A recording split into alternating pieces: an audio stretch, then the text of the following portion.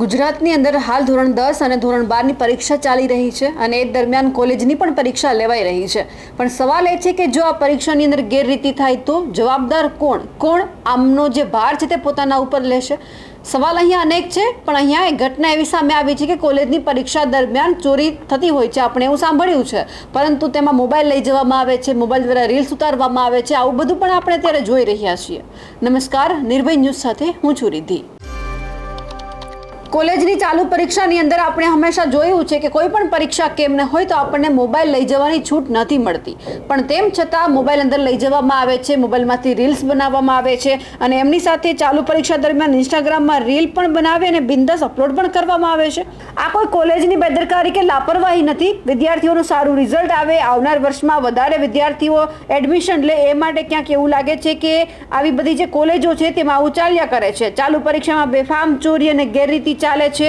અહીંયા તો એક રીલ સામે આવી છે, બાકી બધું બંધ દરવાજામાં પણ ચાલતું આવ્યું છે. હવે સવાલ એ છે કે જે પાટણની Maharshi Dayanand arts and commerce college છે તેમનો આ વિડીયો છે કે જ્યારે સમાજશાસ્ત્રનું પેપર હતું અને એ જ પેપર દરમિયાન જે વિદ્યાર્થીઓ છે તે એક રીલ બનાવે છે, ઇન્સ્ટાગ્રામમાં અપલોડ પણ કરવામાં આવે છે. તો પછી અહીંયા વાત બીજી એ છે કે આટલી બધી જો ગેરરીતિ, ખાલી તમે મોબાઈલ લઈ જવાની છૂટ આપો છો, રીલ બનાવીને મૂકવામાં આવે છે, તો અહીંયા બીજી ત્રીજી કેટલી પ્રવૃત્તિ થતી હશે? પહેલાં તો આપણે રીલ જોઈ લઈએ જે વિદ્યાર્થીઓ દ્વારા ચાલુ પરીક્ષાના પેપરમાં બનાવવામાં આવી છે અને અપલોડ પણ કરવામાં આવી છે.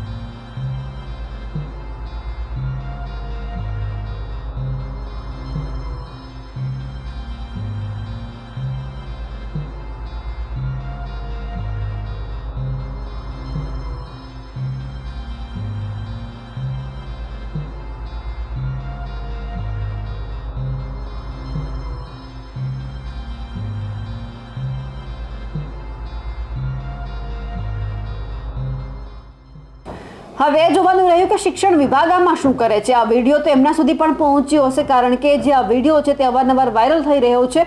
યુવરાજસિંહ દ્વારા છે આ વિડીયો બહાર પાડવામાં આવ્યો છે, પણ હવે આ વિડીયો બહાર પડ્યો એમના પછી શું તકેદારી રાખવામાં આવે છે, શું એક્શન લેવામાં આવે છે અને શું સવાલ અહીંયા જે સત્તાધીશો છે તેમના દ્વારા ઊભા કરવામાં આવે છે, શું ગોળ ગોળ જવાબ આપવામાં આવે છે તે પણ જોવાનું રહ્યું. પણ સવાલ એ છે કે જે શિક્ષણ વિભાગમાં આ બધું ચાલી રહ્યું છે, શિક્ષણ વિભાગને અત્યારે ક્યાંક ને ક્યાંક ખરાબ ચિતરવાનો પ્રયત્ન થઈ રહ્યો છે. ઘણી બધી પ્રવૃત્તિ એવી થઈ રહી છે કે જ્યાં શિક્ષણને લજવવાનું કામ થઈ રહ્યું છે એ પણ હવે બંધ કરવામાં આવે, તે પણ અત્યારના જે લોકો છે, વિદ્યાર્થીઓ છે તે કહી રહ્યા છે ભણવું બધાને છે, પણ આ રીતે ગેરકાયદેસર રીતે કે પછી ચીટિંગ કરીને નહીં.